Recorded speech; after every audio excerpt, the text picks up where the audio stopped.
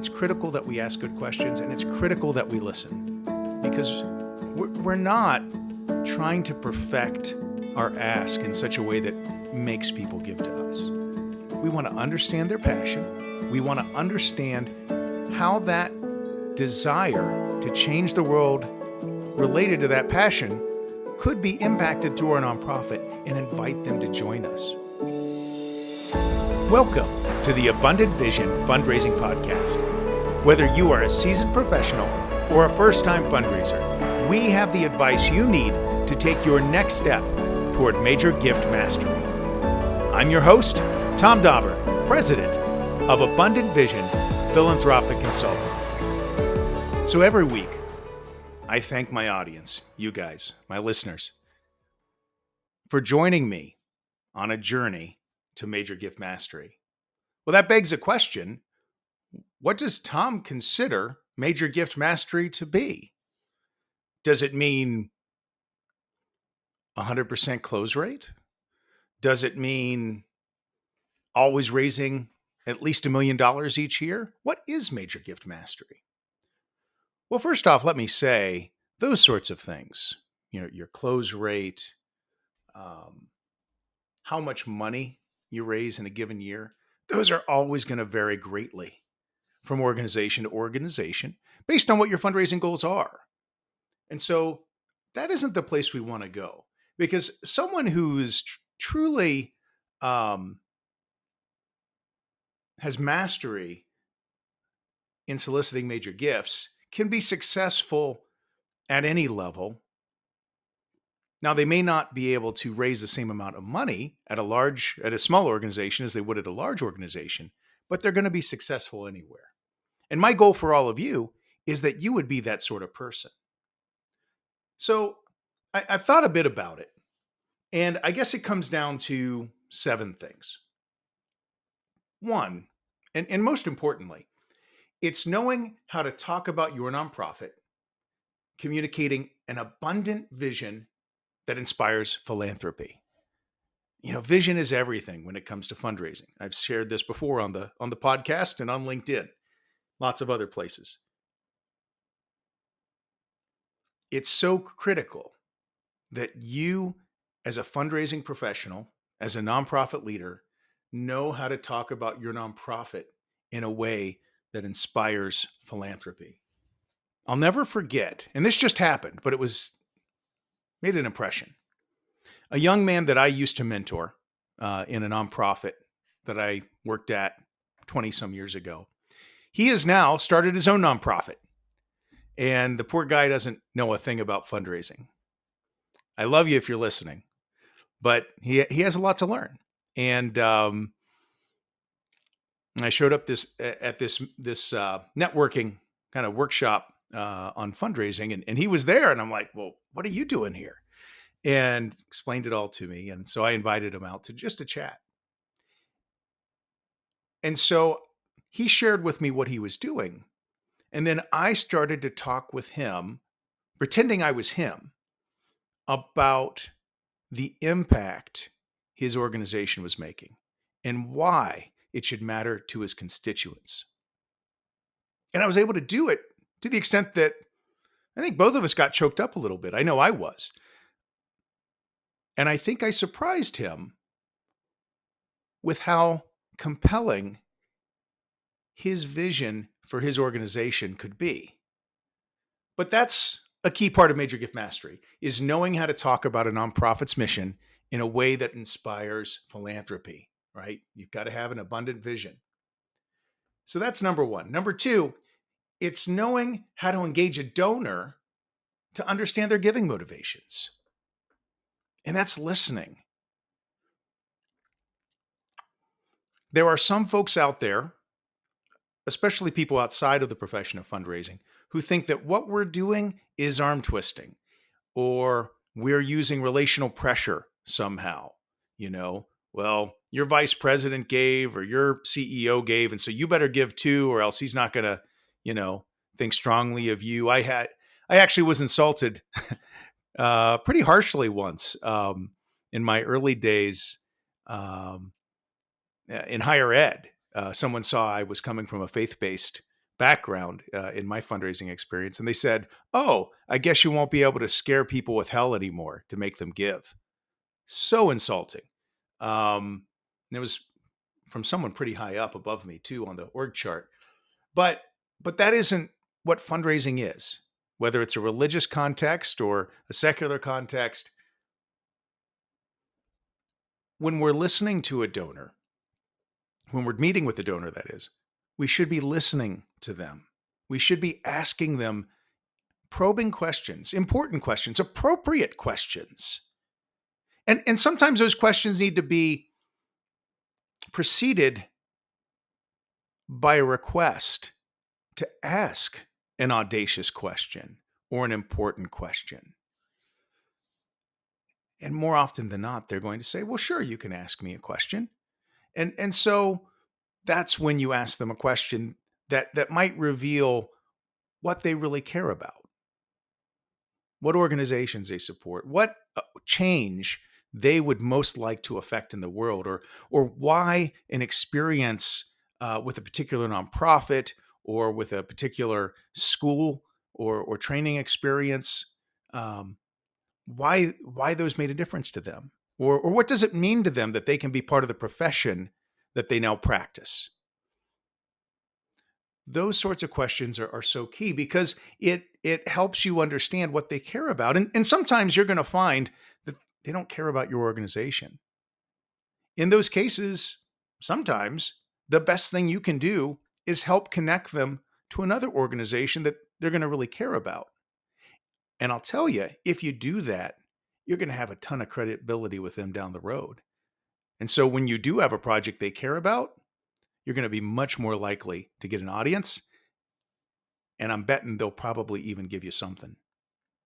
So don't be afraid of that. But when we're meeting with donors, it's critical that we ask good questions, and it's critical that we listen, because we're not trying to perfect our ask in such a way that makes people give to us. We want to understand their passion. We want to understand how that desire to change the world related to that passion could be impacted through our nonprofit, and invite them to join us. Really good example. And I think I might have told this story before in other contexts, but there was a dentist once. And when I met with him, he spent most of his time complaining to me about the school. This guy was passionate about working with the latest technology. And the dental school he graduated from didn't like to use technology that didn't have 15 years of clinical research behind it, if not more. And so he knew I was a fundraiser. He knew what I was out to do. He took that opportunity, I think initially to try to explain to me why he would never give, right? Because he didn't get trained in the latest technology like he could have. And he feels like we're doing wrong by our students by not doing that, right? Well, at the end of an hour of him explaining that to me, because I was listening, because I could see how passionate he was about technology, I invited him to be a partner to the organization, to change it, to help do some things through philanthropy and through some influence and some connection to help his alma mater do better for our current students than we did for him. And he took us up on that. And this young man, well, he's not young now. He's my age, so he's 48. But at the time, he was my age, and I was in my late 20s. And so this fella in his late 20s agreed to a $40,000 gift. And that's with having considerable dental school debt and considerable business practice purchase debt. So this guy had, 7-figure debt and still was able to make a $40,000 gift. Not because I was so slick, not because I was so polished, not because I twisted his arm or used relational pressure somehow, or even with his peers, right? It was because I cared about what he cared about, and I showed him how he could affect change in the areas he cared about by making a gift. It was that simple. And he went on to make additional gifts. But knowing how to engage a donor to understand their giving motivations and invite them to join you is critical. Tom Dauber here for Abundant Vision Academy. Are you a nonprofit leader who's new to fundraising? Are you feeling crushed by your fundraising goals and not sure how to find success? My online class, crafted from my 25 years of experience and more than 5,000 donor meetings, Abundant Vision Academy, will give you the confidence and understanding you need to start building relationships with donors and having gift discussions in just 110 minutes. You'll get 14 videos covering all the topics you need to find success in fundraising.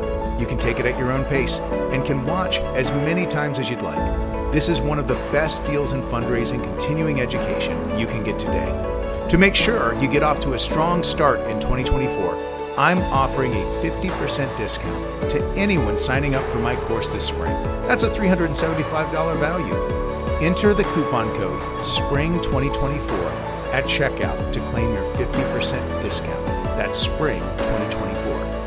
Head on over to thomas-dauber-s-school.teachable.com and click on Abundant Vision Academy to get your discount today.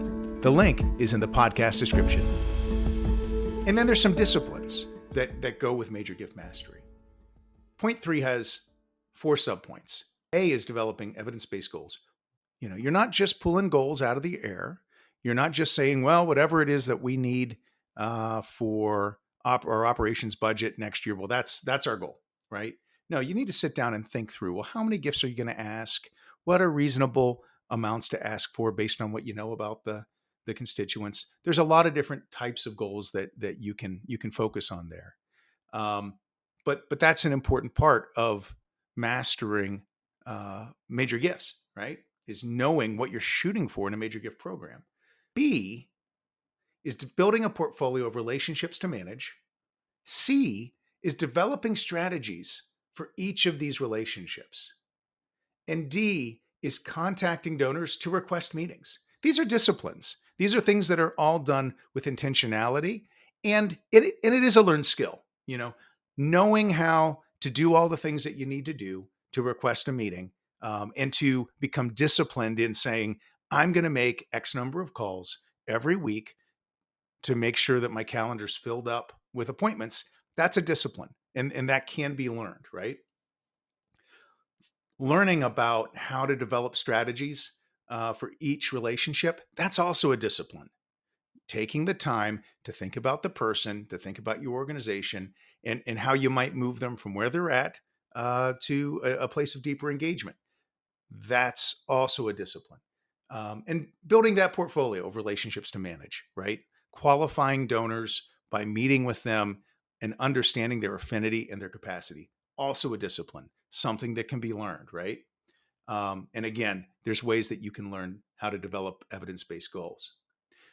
Number 4 is understanding how to facilitate strategic conversations with donors to understand their values, goals, and invite them to partner with you in making change in the world through giving, right? So this ties closely into number 2, right? So if you understand their motivations, well, then you need to figure out, how do I continue this conversation in such a way that once I understand their values, that you can invite them to partner to make a change in the world through giving, right?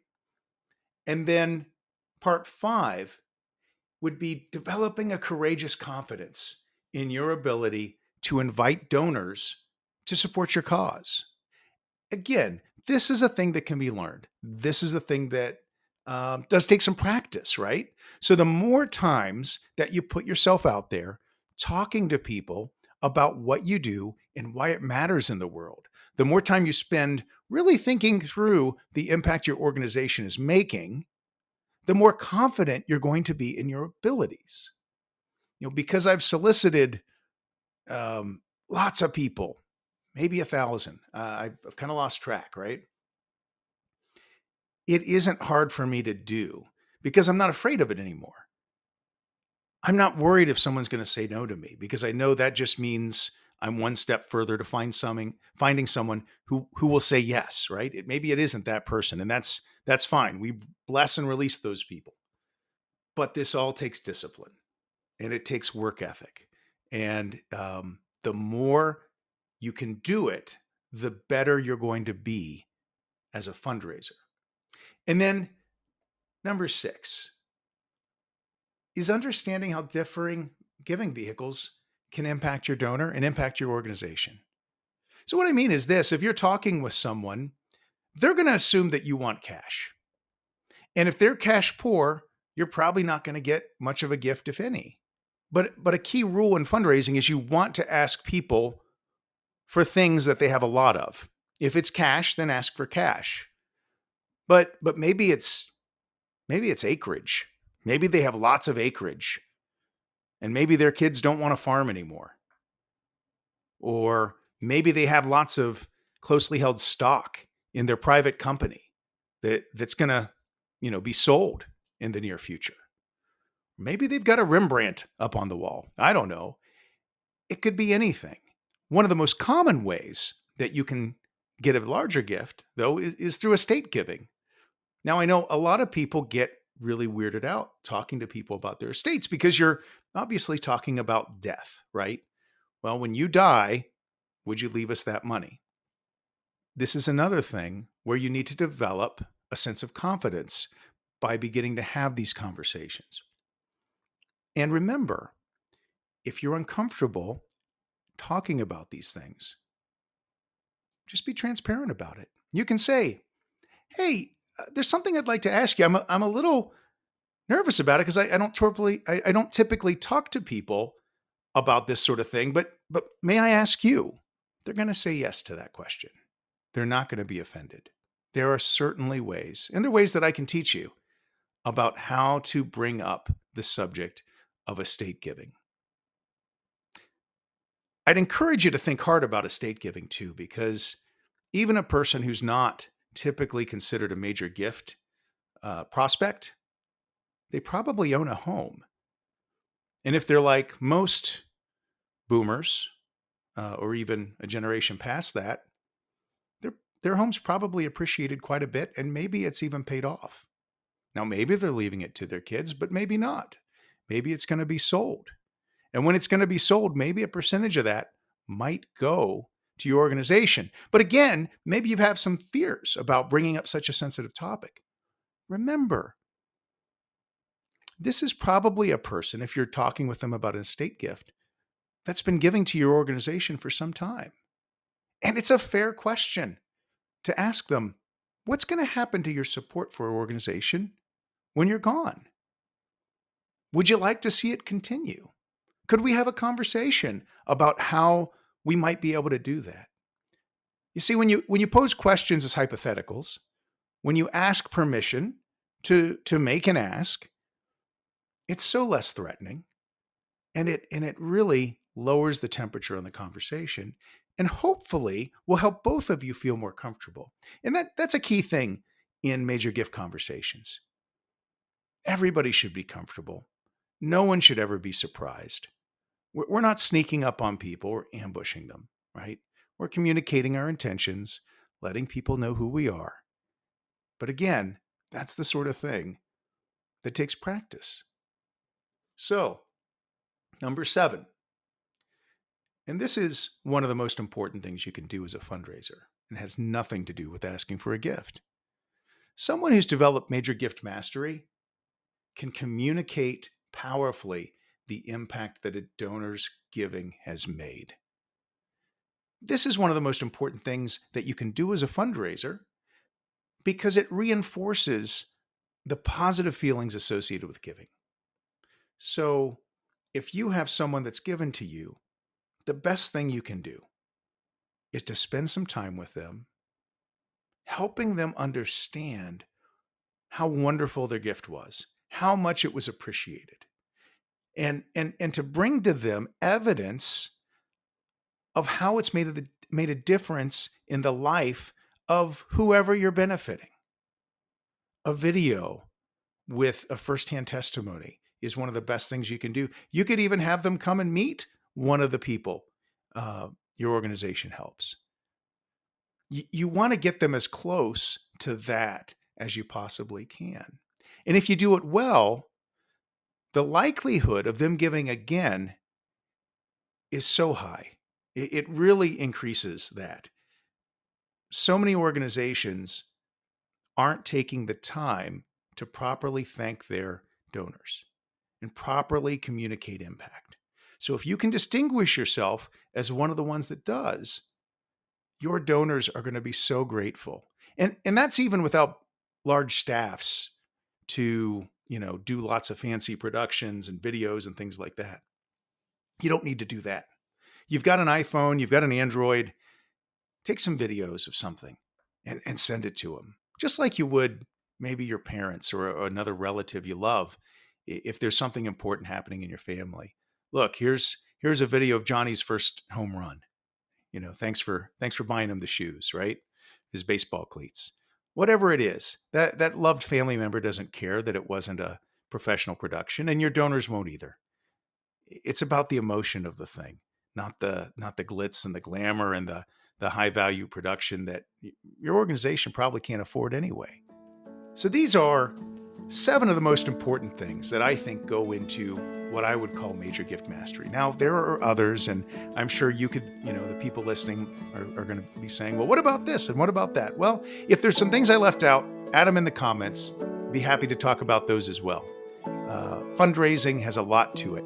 And anytime you try to distill it down to this or that, it's easy to miss out on a point here or there. But if you have these 7 things nailed down, you're going to have a lot higher chance of success as a fundraiser. As always, I'm your host, Tom Dauber. Thank you for joining me as we journey together toward major gift mastery on the Abundant Vision Fundraising Podcast.